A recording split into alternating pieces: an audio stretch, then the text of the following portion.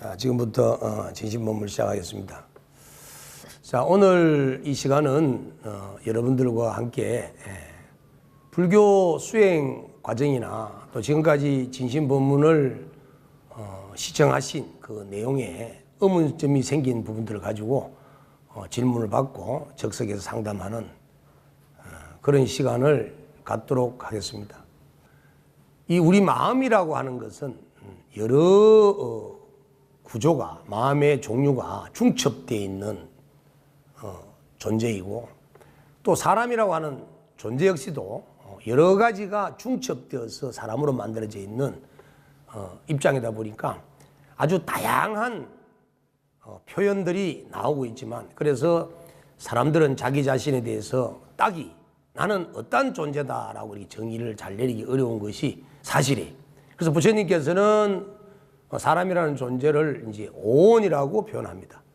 물질로 이루어져 있는 부분과 수상행식이라고 하는 심리적 요소를 합한 색수상행식, 이렇게 오온으로 이루어져 있다, 이렇게 말씀을 하시면서 이 사람이라고 하는 자신의 집착을 끊어내기를 원합니다.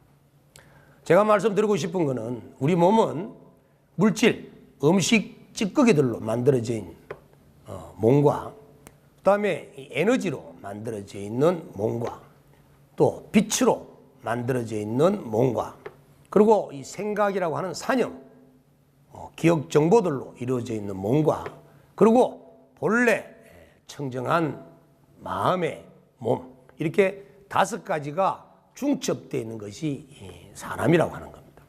그래서 어떨 때는 나의 물질로 만들어져 있는 모습들이 표현이 되고 있고, 어떨 때는 에너지로 나를 판단해야 될 때가 있고, 어떨 때는 빛으로 내 몸을 봐야 할 때가 있고, 또 어떨 때는 나의 영혼이라고 하는 내 마음속 공간에 저장되어 있는 이 종자가 어떤 이제 종자들이 들어있는가도 봐야 될 때가 필요합니다. 그래서 사람은 똑같은 모습을 갖고 있는 인간의 모습을 갖고 있지만 형태만 중요한 것이 아니고 질적인 부분에서도 에너지의 차이가 있고, 빛의 색깔이 다르고, 저장되어 있는 훈습된 기억 정보, 종자가 다르고, 그래서 사람은 다 각각일 수밖에 없는 거예요. 그런데 이 어떠한 모습들이 중첩이 되어 있다 하더라도 불교를 신앙하고 기도와 수행을 통해서 노력하면 이런 질적 변화를 통해서 아레아시기의 변화뿐만 아니라 내 몸의 변화도 언제든지 만들어갈 수가 있다. 그리고 불교 수행을 하다 보면 또 이와 같은 중첩된 몸들은 여러 현상들이 일어나는데, 그 현상들은 내 공부가 어떻게 진전되어 가는지를 알려주는 이정표적 역할도 할 수 있다는 겁니다.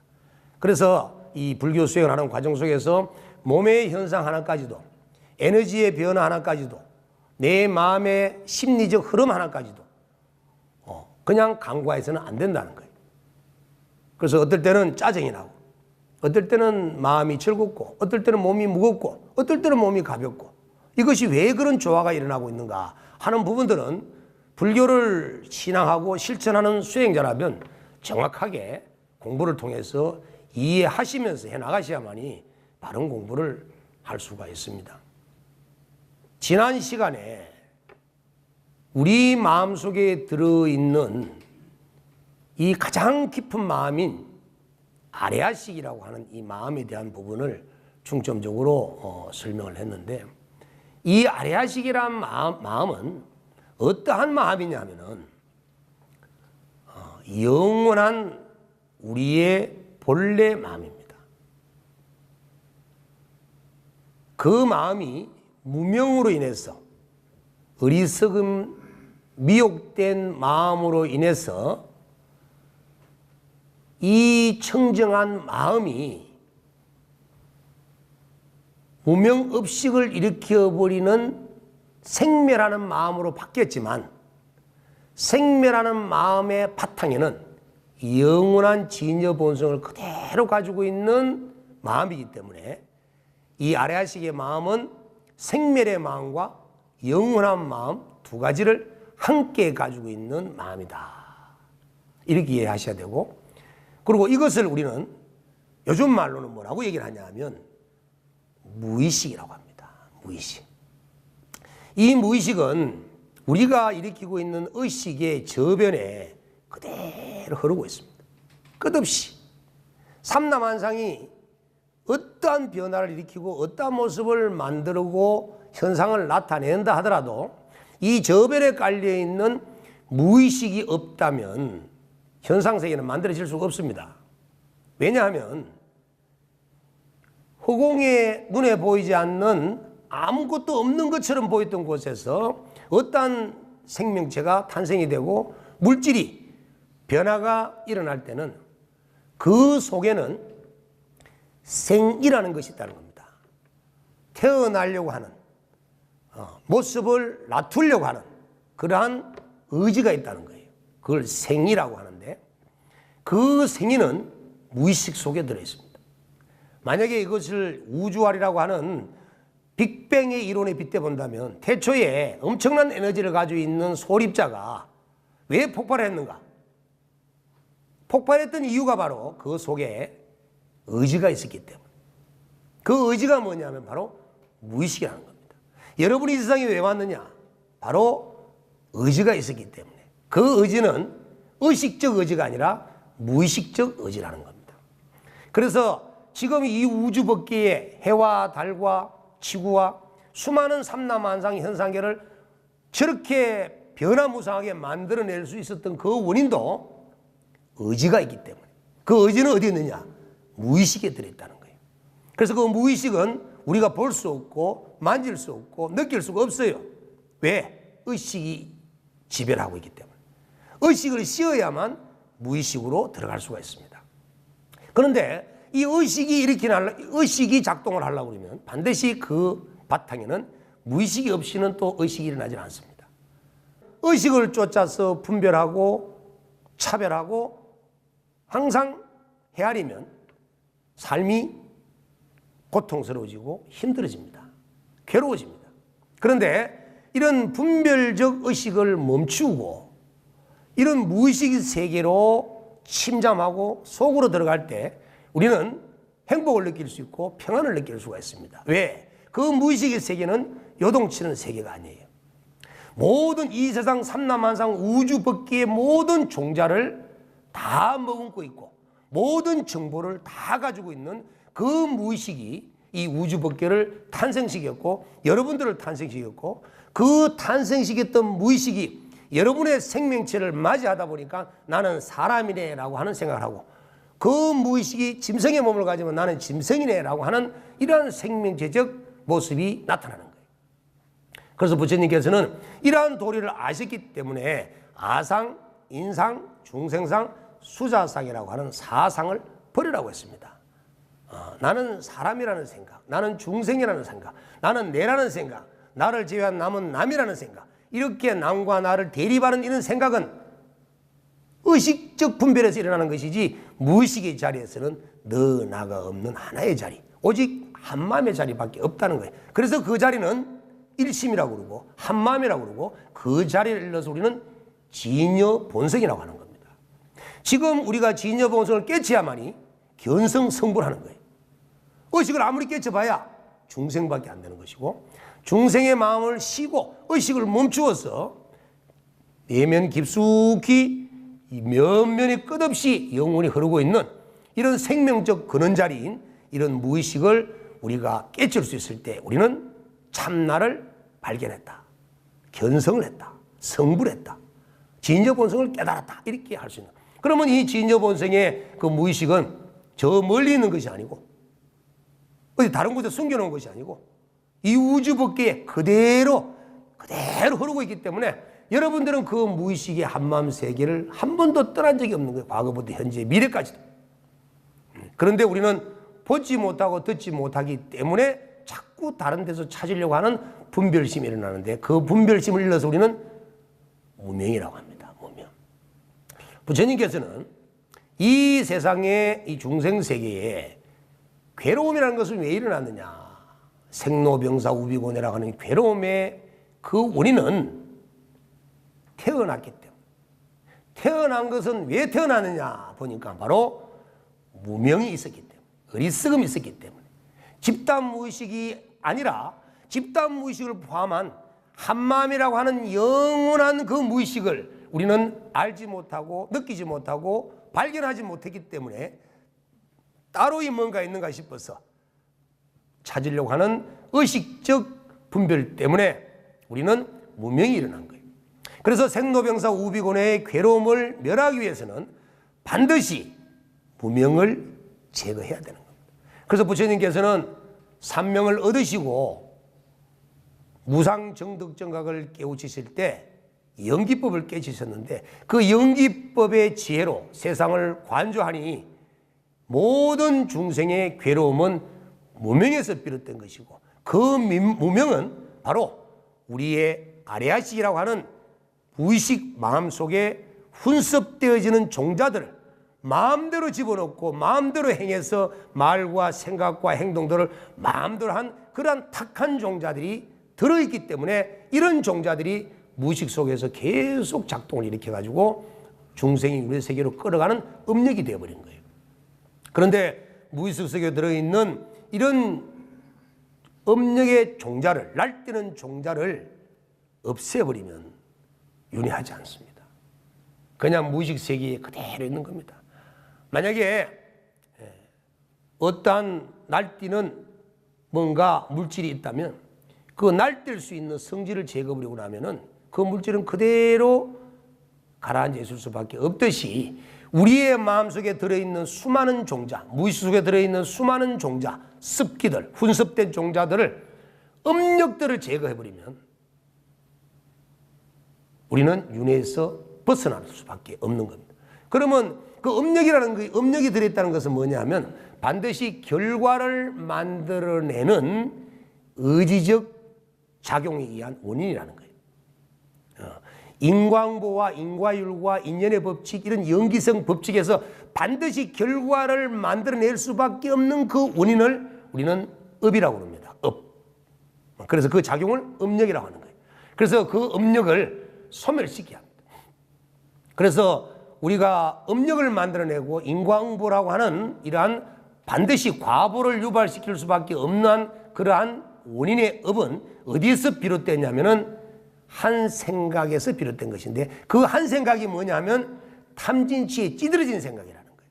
욕심내고 성내고 삿된 견해에서 일으키는 잘못된 생각에서 업이 만들어졌고 그 업에 의해서 업력에서 인과응보가 벌어지기 때문에 윤회할 수밖에 없는데, 근데 한 생각을 내더라도 무념의 한 생각을 낸다면 탐진치가 없이 또렷하게 반야바라밀의 본성의 작용만 그대로 광명의 빛만 놓고 있는 그런 상태의 반야바라밀의 작용에 무념의 상태에서 한 생각을 일으킨다면 업력이 일어나지 않습니다. 자, 무념이라고 하는 반야바라밀의 마음은 어떤 마음이냐면 내가 생각이 없음을 아는 거예요. 내 마음에 한 생각이 일어나지 않음을 아는 거예요. 멍청하게 있는 생각이 없는 것이 무념이 아니고 아무런 분별 망상을 일으키지 않는 그 마음을 그대로 아는 것을 무념이라고 합니다. 이것을 일행삼매라고 합니다. 이걸 반야바라밀 행위라고 해요. 이게 바로 본성의 비춤이고 본성의 광명작용이에요. 이게 무념입니다. 이렇게 하게 되면 업이 생기지 않습니다. 그런데 만약에 우리가 의도를 가지고 탐진치를 가지고 어떤 행위를 하게 되면, 어떤 생각을 일으키거나 어떤 말을 하거나 어떤 행동을 하게 되면 반드시 과보를 불러들일 수밖에 없다.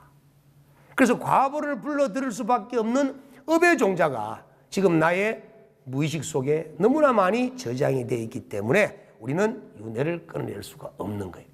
그래서 지금 이 순간 우리가 살아있을 때 이렇게 건강한 몸과 사람의 몸을 갖고 부처님 법을 만나 지녔을 때 기도와 수행을 통해서 과보를 불러일으킬 수밖에 없는 업의 종자를 지금 현실에서 변환시키는 이런 훈습적 노력을 통해서 내 마음을 질적으로 변화시키면 업의 업력이 소멸되므로 윤회를 벗어날 수 있기 때문에 부처님 세계로 나아갈 수 있는 성부를 이룰 수가 있다는 겁니다. 지금 이 생에도 이런 도리를 몰라서 성불을 할 수가 없는데 이대로 죽으면 어떻게 해야 다음 생에 내가 성불을 할 수 있겠어요? 그래서 성불은 다음 생에 하는 게 아니고 이번 생에 하는 거예요. 마음속에 들어있는 종자를 변화시키는 것은 죽고 난 뒤에 다음 세상에 변화시키는 것이 아니고 지금 여기에서 바로 해야 되는 겁니다. 여러분들이 진심본문을 듣고 있는 이 순간순간에 바로 여러분의 무의식을 변화시키고 업력을 일으킬 수밖에 없는 그런 인광보를 받을 수밖에 없는 윤회를 할 수밖에 없는 그런 종자를 변화시킬 수 있는 좋은 복된 자리라는 것을 마음에 두시고 항상 그렇게 기도에 전념하시면 좋을 것 같습니다. 이제 질문 좀 하시면 좋을 것 같아요. 질문해 보십시오. 예. 큰 스님께서 말씀하셨듯이 이 업에 관한 이야기인데 저도 큰 스님을 뵙기 전에는 여러 절을 다니면서 어떤 저의 일이라든지 조상의 어떤 문제라든지에 따라서 스님들께서 항상 공부를 하고 쓰고 읽고 그다음에 말하고 기도하고 하는 한 부분들을 어떤 스님께서는 건강경을 하라고 어떤 스님께서는 천수경을 하라고 또 어떤 스님께서는 몇법연화경을 이제 그렇게 하라고 이러는데 그게 우리가 업력을 이렇게 지나가는 그 순서나 단계가 혹시 있는 것인지 아니면 정말 그냥 기도 하나만으로 업력이 그게 다 없어지는 그런 능력을 가질 수 있는 건지 어떤 순서가 정해진 건지 좀 말씀을 해주시면. 예, 잘 알겠습니다. 이제 업의 어떤 업력에 대한 부분은 지금 이제 이해를 하신 것 같고, 그 다음에 이제 업력을 소멸하는 과정 속에서 그 차제법을 지금 물으시는 것 같은데, 하나의 이제 비유를 드리면, 산에 살고 있는 아무런 지식이 없는 일자 무식군의 사람과 도심에 살고 있는 아주 지식이 높은 사람과 두 사람의 복됨을 비교를 한다면 산속에 살고 있는 일자 무식자가 훨씬 복덕이 더 큽니다. 그 이유는 뭐냐면 우리는 보고 듣고 견문각자하는 과정 속에서 수많은 분별을 내는데 이 새 속의 분별은 탐진치를 불러일으키고 자연의 분별은 탐진치를 소멸하는 분별을 일으키기 때문에 산속에서 머물고 있는 일자무식의 복덕이 클 수밖에 없는 이유가 거기에 있는 겁니다. 자, 우리가 건강경을 독경을 하든 법화경을 독경을 하든 또는 관세음보살을 연보를 하든 나무아미타불을 연보를 하든 또는 참선을 하든 지관을 하든 어떤 수행을 하는 그 방편의 중요성이 있는 것이 아니고 그런 수행을 통해서 내 마음이 고요한 마음으로 나아가는 데 목적이 있고 또 마음이 요동치지 않는 데 목적을 갖고 있는 것이고 내 탁하고 때 묻은 마음이 맑아지고 요동치지 않는 마음으로 변화시켜 나가는 것이 목적이기 때문에 설사 경응이 없다 하더라도 그냥 앉았든 섰든 내가 그냥 영어책을 들고 있든 연필 하나를 들고 있든 그냥 앉아있든 간에 내 마음이 고요 속으로 평안 속으로 분별망상이 그치는 쪽으로 나아갈 수만 있다면 그것이 최고의 기도법이라고 할 수가 있는 것입니다. 그런데 이 84,000가지의 방편이라고 하는 것은 자기의 마음을 어떻게 하면 고요하고 맑고 선한 쪽으로 잘 만들어 가느냐에 따라서 방편들이 만들어진 것이지 방편이 있어서 그곳으로 나아가는 것은 아니라는 거예요. 그래서 내 업력을 녹이기 위해서는 내가 제일 업력을 잘 녹일 수 있는 방법이 제일 좋은 수행법이라는 겁니다.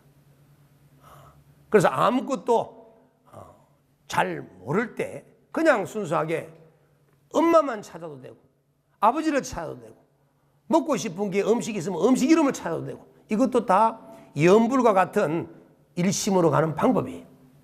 저도 하나 비유를 든다면 산에서 이제 기도 생활을 할 때 관세음보살을 염을 하다가 얼마나 짜장면을 먹고 싶었는지 한참 염불하는 속에 짜장면, 짬뽕, 짜장면, 짬뽕 하는 게 나왔어요.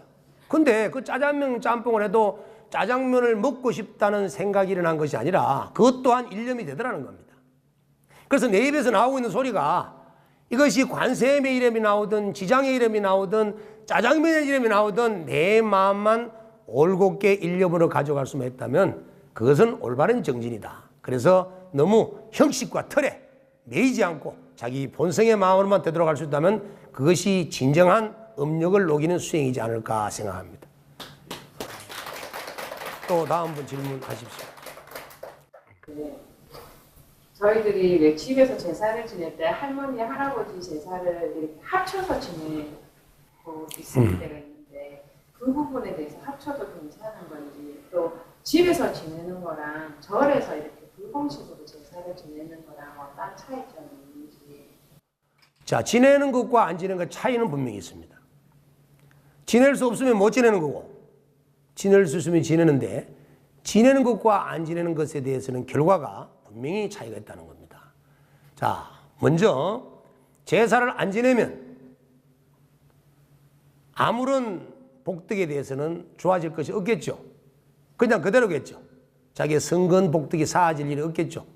특히 부모님, 조상님들에 대한 효심이 일어나지도 않을 것이고, 자기 위주로 살아가는 그런 마음, 아주 이렇게 보편적 마음밖에 없겠죠. 그런데 제사를 지내면 이게 따라서 빗대 보면 어떠한 효과가 있느냐 하면은, 제사를 지낸다는 것은 먼저 가신 부모 조상님들을 추모하는 겁니다. 추모하면서 부모 조상님들만 그리워하는 것이 아니라 자신이 부모 조상님들께 못다한 부분, 불효한 부분을 반성하는 시간도 되고, 또 가족 형제들끼리 모여서 우위를 다질 수 있는 좋은 동기도 되고, 또 내가 지내는 제사 속에 조상 중에는 내 과거의 전생일 수도 있습니다. 그래서 내가 전생에 지어놓은 죄업을 내가 소멸할 수 있는 길은 내가 이번 생에 뭔가를 해야 하는데, 제사를 통해서 내가 전생에 지은 죄를 참여하고 내 조상님에 대한 효심을 키우고 이렇게 내 자신을 만들어가는 것을 제사라고 하는 그 하나의 형식 속에서 만들어질 수만 있다면, 제사는 안 지내는 것보다 지내는 것이 훨씬 가치가 높다고 봅니다. 그런데 제사를 지내려고 하니까 우선 금전적인 문제, 또 시간적인 문제, 또 여러 가지 화합적인 문제에서 불만스러운 부분이 생기다 보니까 이걸 어떻게 하면 좋으냐. 그래서 제사를 차일피일 미루기도 하고 떠맡기기도 하는데, 제사를 합동으로 지내든 나눠서 지내든 정말로 이런 제사의 효능과 가치를 진심으로 안다면 한 번을 지내더라도 제대로 목적을 가지고 지내라. 자, 첫 번째는 부모 먼저 가신 선망 조상님들에 대한 못다한 효를 다하는 공덕이 될 것이고, 또 살아생전에 지은 죄를 내 자신이 전생에 지은 죄를 참여하는 좋은 계기도 될 것이고, 또 가족 형제들이 모여서 화합할 수 있는 좋은 계기가 될 것이기 때문에 이러한 목적에 맞게 참된 진정성을 가지고 한 번을 지내더라도, 만약에 제사가 7개 들게 있다면 모아서 한 번에 지내더라도 제대로 지내라는 겁니다. 그래서 스님의 생각은 제사를 지내지 않는 것보다 지내는 것이 훨씬 가치가 높다. 그리고 횟수가 중요한 것이 아니라 모아서 지내더라도 이러한 목적과 얻을 수 있는 공덕을 분명히 알고 정성을 다해서 지내는 것이 바람직한 것이다. 또 그다음에 절에서 지내느냐 집에서 지내느냐, 이 차이는, 집에서 지내면 많은 불협함들이 많습니다. 음식을 잘 차렸니 못 차렸니, 왜 차남인 네가 지내야 되노, 맞이는 내가 못 지내고, 자, 이런 여러 가지의 복잡한 환경 속에서 제사를 지내야 될 제주가 제사를 못 지냈을 때에 오는 심적 부담감, 또 제사를 안 지내도 돼야 될 차남이 제사를 지냈을 때 거기에 대한 우월감, 이런 것들로 인해서 가족들끼리 상당히 마찰이 될 수 있는 그런 상황이 많이 됩니다. 그런데 절에서 지내게 되면 이런 것들 다 해소가 돼요. 그리고 절에서 지내는 제사는 집에서 지내는 것보다도 훨씬 정성과 공덕이 많이 들어가는 것이기 때문에 집에서 지낼 수가 없다면 절에서 지내는 것이 더 낫다가 아니라 집에서 지내는 것보다 절에서 지내는 것이 더욱더 형제 간에 가족 간에 화합을 더 만들어줄 수 있는 동기가 된다. 이렇게 답을 드리고 싶습니다. 또 질문 있으면 하십시오.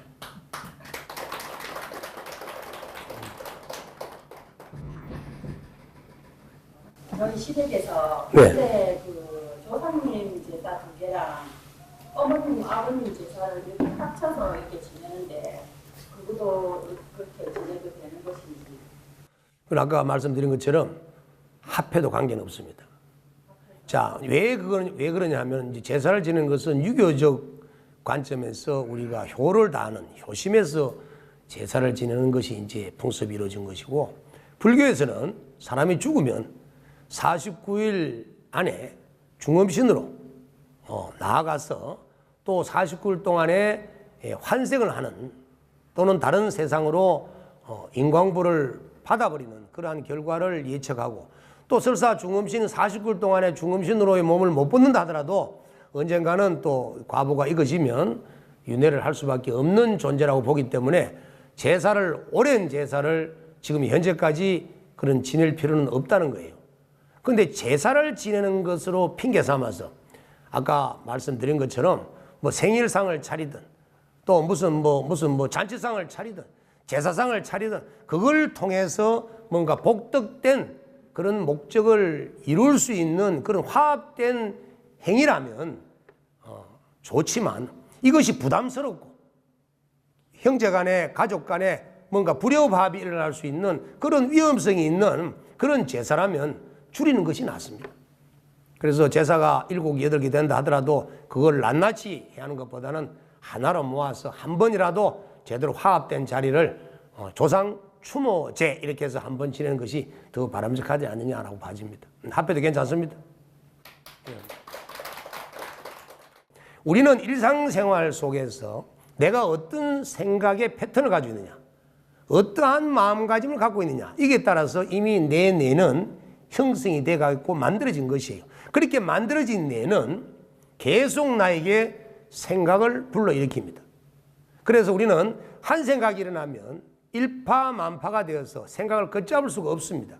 그래서 불교 수행이라고 하는 것은, 불교 참선과 명상이라고 하는 것은 이미 훈습되어 있는, 습관되어 있는 나의 뇌의 기능을 억제하고 변환시키는 노력이에요. 평소에 어떠한 패턴대로 내 세포를 활성화시키던 부분을 명상과 기도를 통해서 그 패턴을 변화시켜서 생각을 억제하는 겁니다.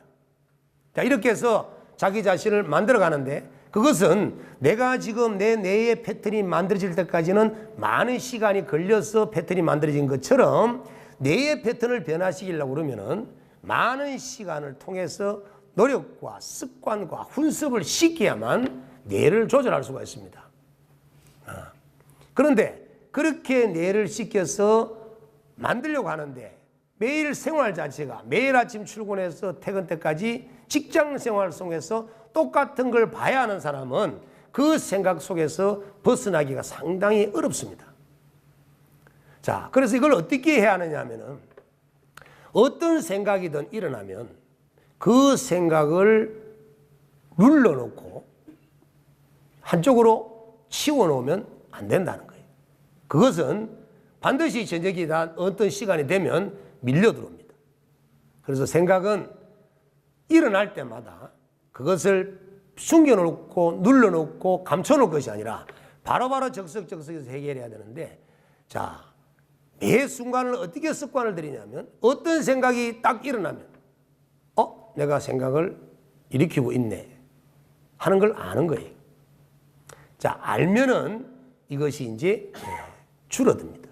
자, 정확하게 말씀을 드리면, 내가 어떤 사람과 대화를 나눌 때 눈으로 상대방을 보고 귀로 소리를 들으면 그 본 모습과 들은 소리가 내 시각을 통해서, 내 청각을 통해서 내 뇌로 들어옵니다.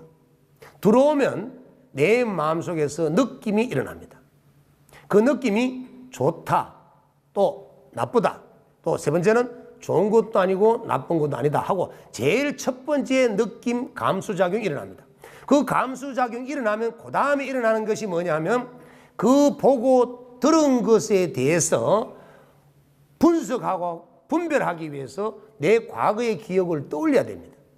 내 마음속에 저장되어 있던 정보를 끄집어내어서 조금 전에 보고 들은 것을 빗대어서 뭔가를 판단하려고 하는, 편집하려고 하는, 분석하려고 하는 제2차적 작용이 일어나는데, 그 2차적 작용을 거쳐야 합니다. 그래서 그걸 거치는 방법은 내가 보고 듣고 어떤 생각이 딱 일어나면 내가 생각을 일으켰네. 그걸 알아차리는 순간, 그걸 느끼는 순간 제2차 분별적 마음이 줄어들게 됩니다. 그런데 내가 일으키는 생각을 느끼면서 내가 생각을 일으키고 있네. 이걸 알아차리지 않는 순간에 바로 이 생각은 바로 2차적 분별로 넘어가 버리고 2차적 분별은 제3차, 4차적 계속 망상의 분별 속으로 빠져들어가기 때문에 걷잡을 수가 없는 거예요. 그래서 모든 마음을 정리정돈해서 잡을 수 있는 방법은 첫 번째 한 생각이 일어날 때 한 생각을 잡지 못하면 두 생각, 네 생각은 걷잡을 수 없기 때문에 조절이 안 됩니다. 그래서 항상 무슨 대화를 나눌 때도 지금 이 순간 여러분은 마찬가지예요. 대풍 스님이 설명하는데 내가 법문을 듣고 있네 라고 하나 차리면 그 다음 생각이 안 나요. 그냥 듣고 있으면 듣다가도 또 망상하고 듣다가도 망상하고 이렇게 계속 헤매게 됩니다. 그래서 직장 내에서 어떤 사람과 어떤 환경 속에 어떠한 접촉을 하더라도 마음속에 어떤 생각이 일어나면 내가 생각을 일으키고 있구나라는 걸 알아차리면 생각이 멈추고 이렇게 더 산란하게 분별되지는 것이 억제된다는 거예요. 그래서 적석적석에서 해결하시고, 그리고 이미 환경 속에서 많은 생각을 일으킬 수밖에 없는 그러한 접촉도를 많이 했다면, 우리가 힘이 들면 몸뚱아리가 노동을 많이 했다면 충분한 휴식을 취해줘야 되듯이 마음이 많은 분별 작용을 일으키는 환경 속에서 하루 종일 보냈다면 이제는 그 마음을 쉴 수 있는 곳으로 와서 마음을 힐링하고 마음을 휴식을 취해줄 수 있는 뇌의 휴식, 시계 분별의 휴식, 마음의 휴식을 반드시 취해줘야 한다는 겁니다. 그래서 절에 와서 고요히 앉아서 하루 종일 생각했던 부분을 다시 떠올려서 생각하는 것이 아니라 무엇이든지 생각이 일어나면 몰라 하고 던져버리고 그냥 탁 놔버리는 이런 습을 꼭 들이는 생활을 하다 보면 뇌가 분별망상을 일으키는 패턴이 줄어들고 생각을 덜하게 되고, 그 다음 일상생활 속에서도 마음속에 계속 저장해 넣는 그런 기억 접촉 정보들을 내가 생각을 일으키는 걸 알아차리는 순간 기억 정보들이 덜 들어간다는 거예요. 이렇게 해서 마음속에 담기도 덜하고 뇌의 패턴도 바꿀 수 있는 일상생활 속에서의 일어난 생각을 즉석에서 알아차리는 것과 그 다음에 고요한 환경 속에서 내 마음을 힐링할 수 있는 그런 생활적 습관을 평소에 들여서 내 뇌의 패턴을 바꿔주어야만이 마음을 편히 쉴 수가 있는 상태가 된다고 판단할 수 있겠습니다. 또 질문 있습니까? 예수님, 저는 기도법에 대해서 네. 어떤 신도들에게는 어떤 기도를 하라, 어떤 신도들에게는 또 어떤 기도법을 다 틀리게 주제를 주시는데 네. 어떤 그 기준에서 그렇게 하시는지 그게 궁금합니다. 그래요. 자, 그러려면 이제 불교 공부를 좀 하셔야 되는 거예요. 내가 어제 다 가르쳐 주고. 좋은 질문 하셨어요. 좋은 질문. 묻자고 한 얘기고. 자, 염불을 할 때에 공능이 있습니다. 공능. 효과가 있다는 겁니다. 주력을 할 때에 또 주력을 하는 것에 대한 공능, 효능이 있습니다. 또 참선을 할 때, 또 경전을 독경할 때, 그 염불 수행 방편마다의 이 공능이라는 효과가 분명히 다릅니다. 그 어떤 사람은 몸이 아파서 오신 분도 계시고, 몸이 아픈 사람이 있는가 하면 또 마음이 아픈 사람도 있고, 어떤 사람은 또 자기가 과거생에 지어놓은 악업을 좀 소멸하고 복이 좀 많았으면 좋겠다는 사람도 있고, 어떤 사람은 또 지혜가 좀 많이 좀 생겼으면 좋겠다는 사람도 있고, 그래서 사람들이 바라는 바가 다 달라요. 그렇듯이 병에 따라서 이렇게 약의 처방이 다르듯이 바라는 바에 따라서 기도하는 방편도 다 다를 수밖에 없는 거예요. 자, 염불은 목적이 뭐냐면 삼매입니다. 삼매. 삼매는 아무런 생각도 일어나지 않는 무념무상의 경지로 들어가게 하기 위해서 삼매라고 하는 목적을 얻기 위해서 염불 수행을 합니다.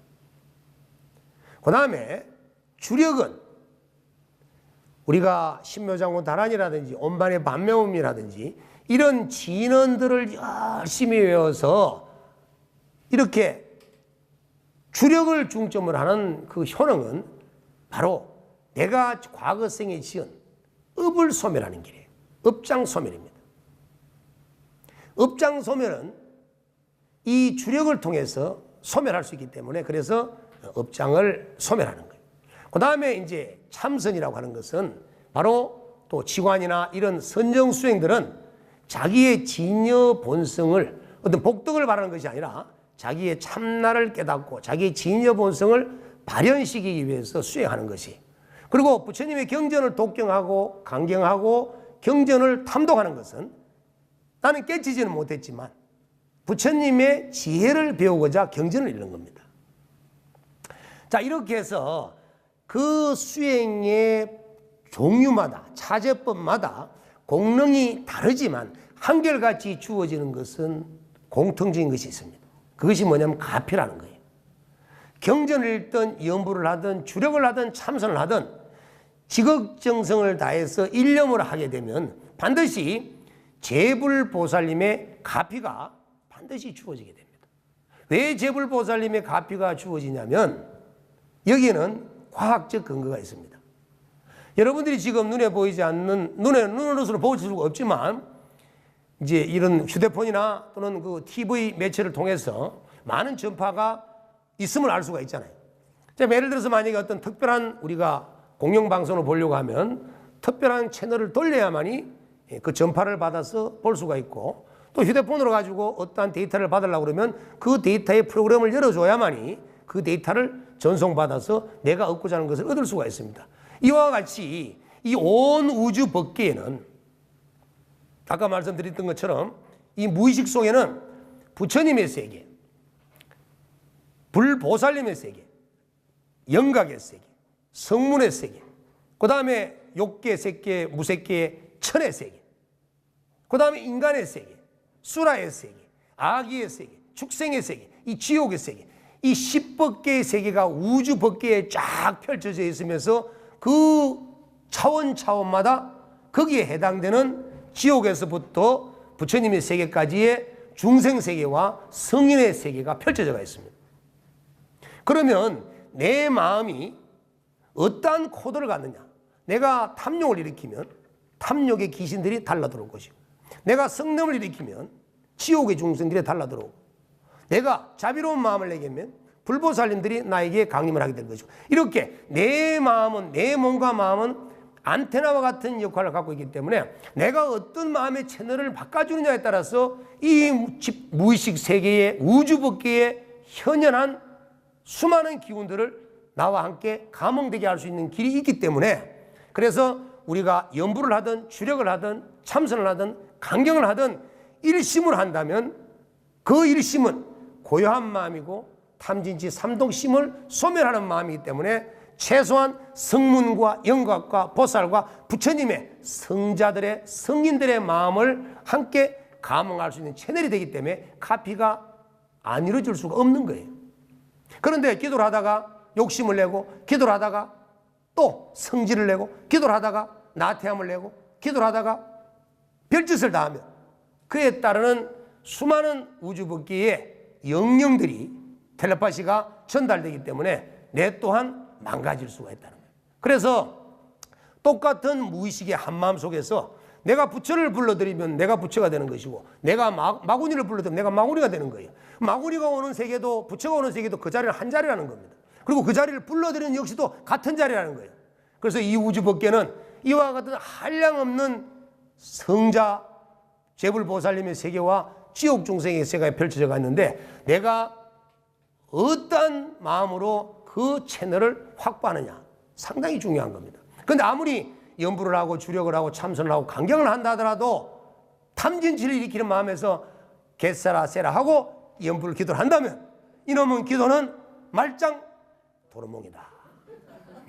한 번을 하더라도 10분을 하더라도 고요한 마음으로 지성을 다해서 지극정성으로 간절하게 한다면 바로 제불보살님의 가피가 반드시 주어지게 되고, 그리고 또 내가 선택되어진 그 기도를 하게 되면 그 기도에 대한 공능을 가피를 받게 되고, 자, 결론적으로, 그리고 더욱더 중요한 것은 끝없는 과거생에 우리는 끝없이 윤회해 왔기 때문에 그 한량없는 과거의 삶 속에 내가 가장 잘 해왔던 기도를 찾아서 이번 생에 하는 것이 더욱더 탄력성이 있다. 안 해본 기도를 하는 것보다는, 이번 생에 처음 해보는 기도보다는 과거 생에 수없이 해왔던 기도를 내가 선택해서 함으로써 더욱더 뛰어난 법력을 이뤄낼 수 있고 빨리 마음을 본성으로 되돌려서 부처님의 가피와 하나가 될 수 있는 경지로 바꿀 수 있다는 거예요. 그래서 새롭고 획기적이고 좀 신선하고 첨단적이고 이런 거 하려고 하지 말고 내가 잘하는 걸 찾아서 하십시오. 아시겠죠? 네. 자. 시간 됐죠? 그럼 오늘 오늘 이것으로 오늘 지신 법문을 마치도록 하겠습니다. 다 같이 성불합시다.